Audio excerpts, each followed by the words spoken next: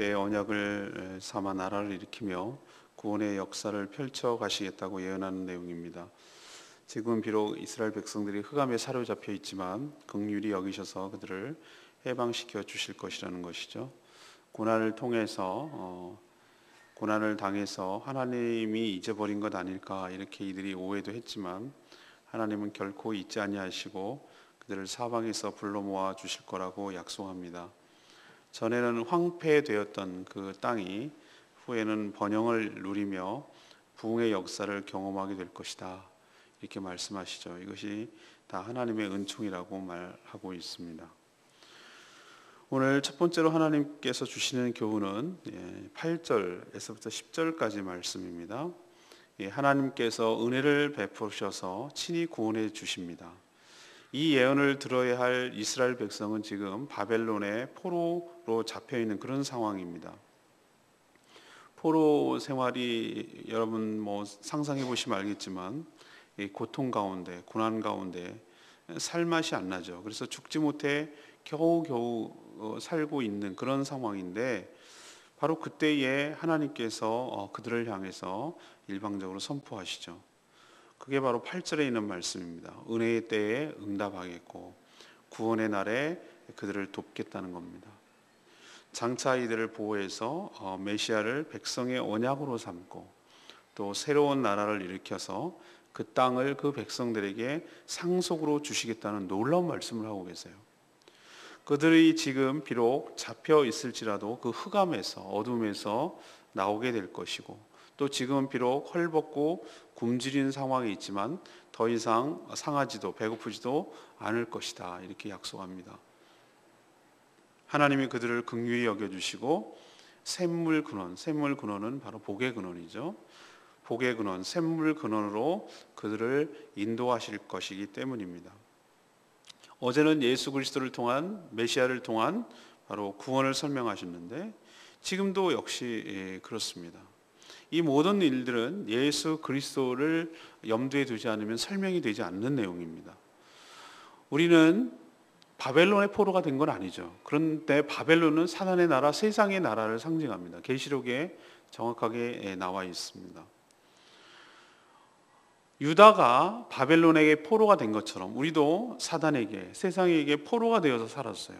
죽지 못해 겨우겨우 포로의 생활을 하고 있었는데 하나님께서 어떻게 하셨습니까? 그 포로 상황에 있는 우리들을 해방시켜 주시죠. 그래서 은혜의 때에 내가 응답하겠고 구원의 때에 너를 도왔다. 그래서 너를 내 백성으로 삼고 내가 약속한 땅을 너희에게 상속으로 주리라. 이게 어떻게 가능합니까? 바로 우리 예수 그리스도 때문에 우리가 받아야 될 축복이고 은혜인 줄로 압니다. 그래서 예수님 때문에 사단으로부터 해방되고 또 이 모두 올라온 은혜와 축복을 받아서 상속으로 받아서 하나님의 자녀가 되는 놀라운 구원의 은총이 우리 가운데도 있게 된 줄로 믿습니다. 우리는 바로 여기 있는 표현대로 하늘의 상속이 예비되어 있는 자들입니다. 이 모든 것들이 사람이 아니라 바로 하나님께서 친히 이 모든 것들을 이끄셔서 그 구원을 완성해 가실 줄로 믿습니다. 두 번째는 11절에서 17절까지 말씀이에요. 하나님께서 결코 잊지 아니하시며 긍휼히 여기신다는 것이죠. 앞제로 고난이 길어지면 우리의 신앙도 흔들리고 또 하나님의 존재나 하나님의 약속을 의심할 때가 있죠.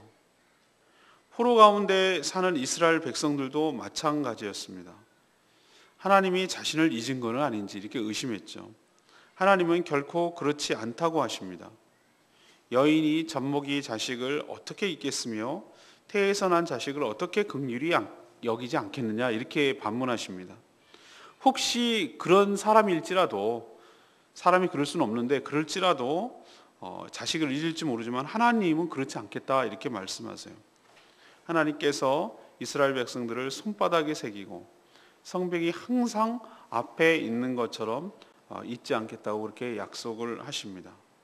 또 돌아올 길을 만드시고 고난당하는 백성을 위로하여 주시고 긍휼히 여겨주실 거라고 말씀합니다.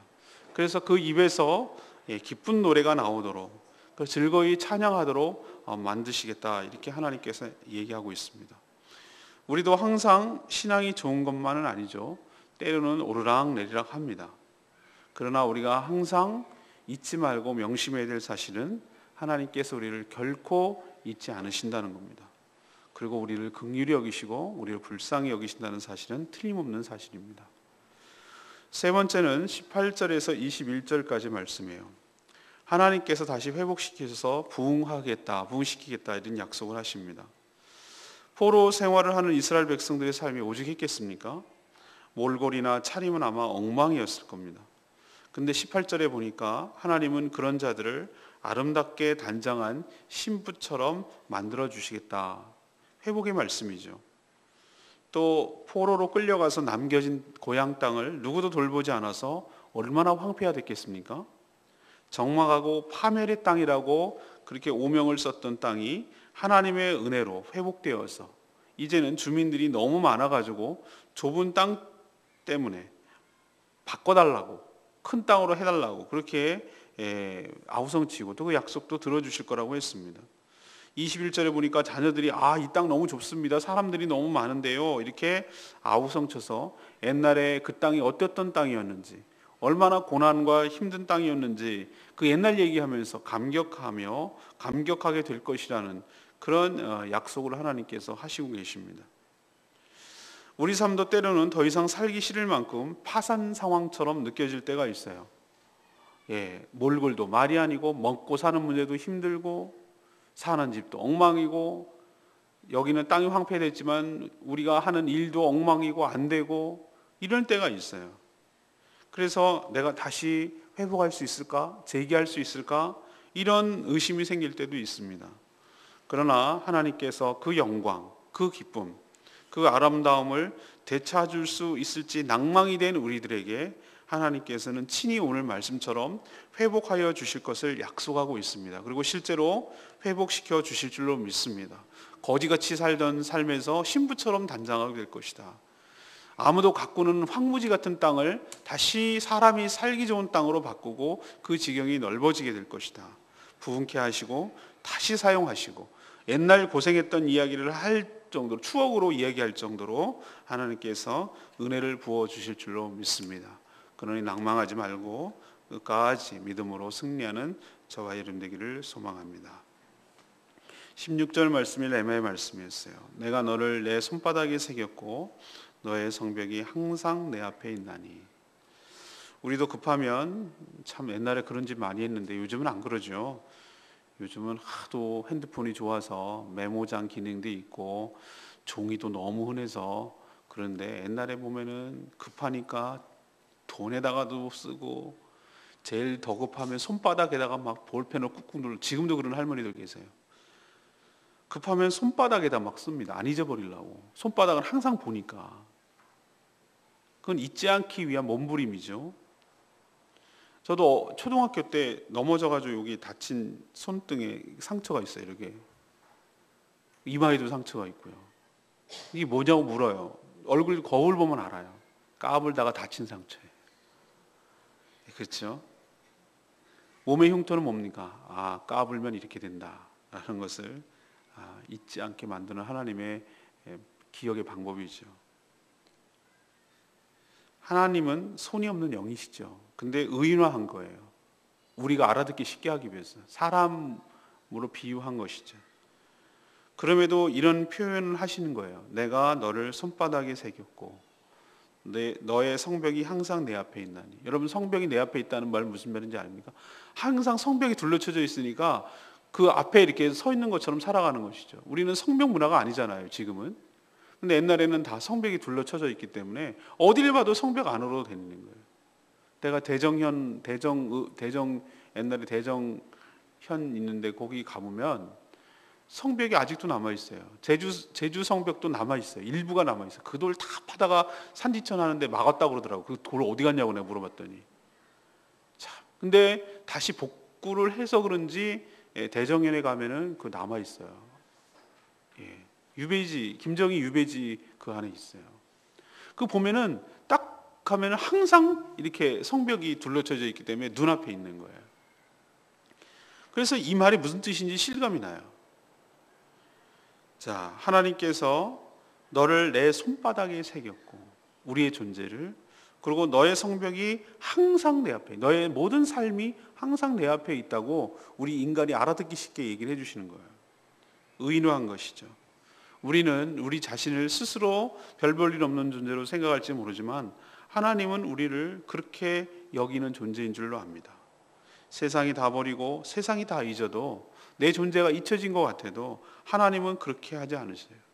항상 손바닥에 새기듯이 기억하시고 살피시고 주목하시는 분인 줄로 믿습니다.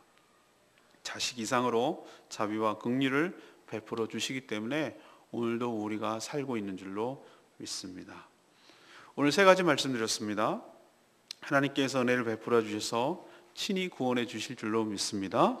두 번째는 하나님 결코 잊지 않으시고 우리를 긍휼히 여겨 주실 줄로 믿습니다. 마지막 세 번째로 하나님께서 우리를 다시 회복시키셔서 부흥을 경험하게 하실 줄로 믿습니다. 오늘 말씀 붙들고 기도하며 승리하기를 원합니다. 우리 140장 부르고 기도하겠습니다.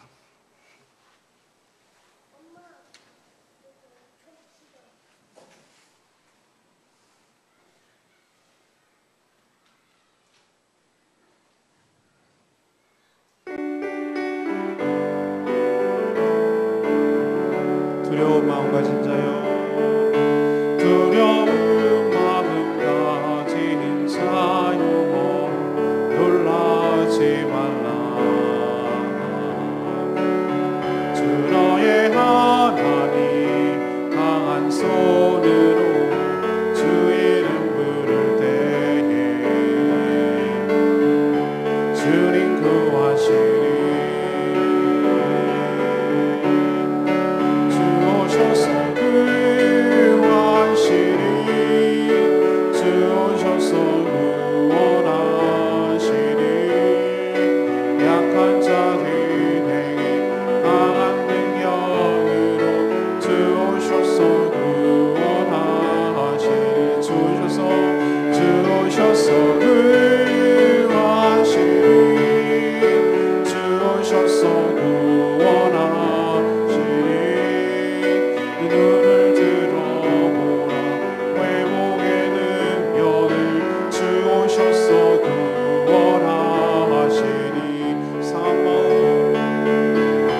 상한 마음 가진 자여, 낙망치 말라. 주 너의 하나님 사랑의 팔로 주 이름 부를 때에 주님 구하시리. 주 오셔서 의하시리. 주 오셔서 구원하시리. 약한 자들에게 강한 능력으로 주 오셔서 구원하시리. 주 오셔서 구원하시리. 주 오셔서 구원하시리. 눈을 들어보라. 회복의 능력을 주 오셔서 구원하시리.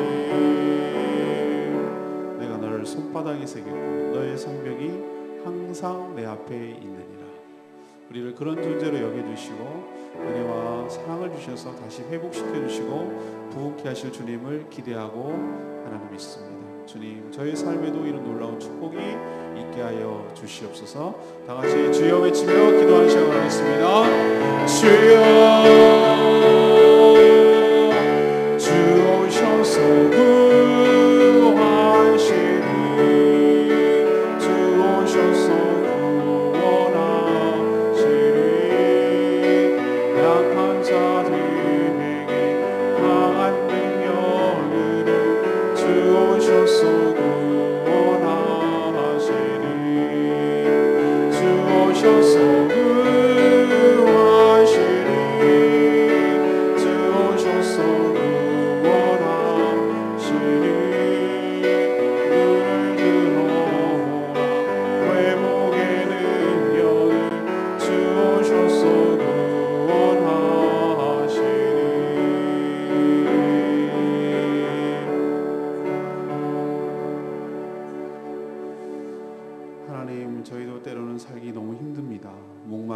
굶주렸습니다.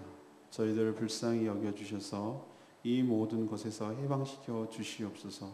샘물 근원으로 인도하여 주시옵소서. 주님의 회복으로 즐거이 노래하게 하여 주시옵소서.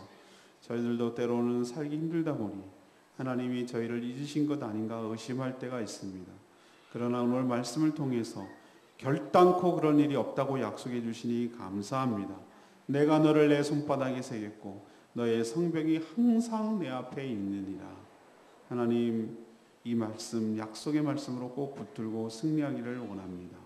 저희들의 삶을 회복시켜 주시고 부흥케 하셔서 하나님의 약속이 사실임을 체험하게 하여 주시옵소서. 비록 우리 삶이 힘들고 어렵더라도 이 약속 붙들고 믿음으로 인내하며 승리하기를 원합니다. 오늘도 주님의 은혜로 사는 복된 하루 되기를 소망합니다. 주님, 저희들의 삶을 인도하여 주시고 어린이들에게 복음을 전할 때 주님 축복하여 주셔서 복음이 그 마음밭에 잘 뿌려지고 싹이 나고 열매가 맺히게 하여 주시옵소서. 주님께 모든 것 맡기옵고 예수 그리스도의 이름으로 축복하며 기도합니다. 아멘. 승리하는 하루 되십시오. 기도하겠습니다.